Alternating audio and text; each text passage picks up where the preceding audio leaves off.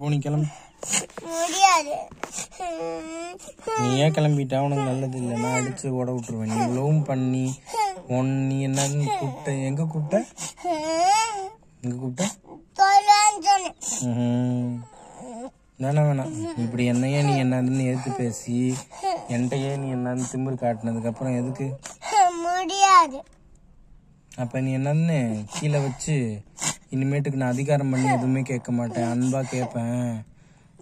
நான் அப்பாட்ட என்னன்னு பேசுறதுக்கு மன்னிச்சுக்கொள்ளலான்னு என்கிட்ட கேட்க வேணாம். என்ன படைச்சவன் என்னன்னு மன்னிச்சானா உண்மையா என் கூட இருக்கணும்னு நினைச்சின்னா அங்க தலை கீழே வச்சு அந்த சைடு தானே, அங்க தலை கீழே வச்சு இனிமேட்டுக்கு அந்த சைடு அந்த சைடு தான்.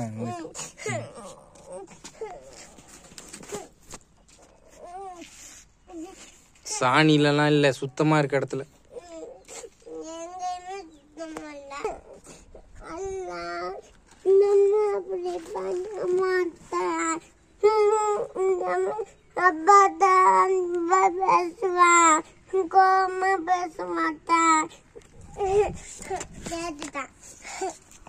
இனிமே எப்படி பேசுவ? அழுது நடிக்க மாட்டேன்.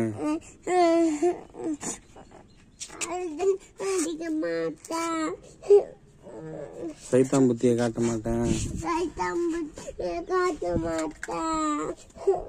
தப்பா இருக்க மாட்டேன். தப்பான கண்ணோட்டத்துல யாரையும் பார்க்க மாட்டேன்.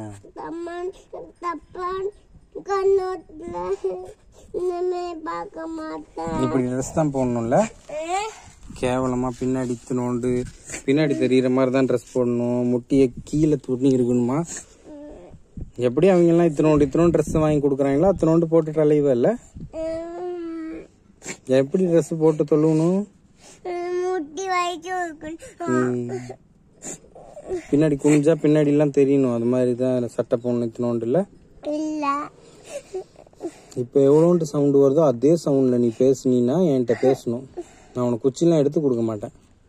மன்னிப்பு கேட்டு மரியாதையா பேசுவேன்னா என்கிட்ட பேசணும். இல்லைன்னா பேசவே வேணாம் நீயும் நானும். என்ன மன்னிப்பு எப்படி கேட்ப?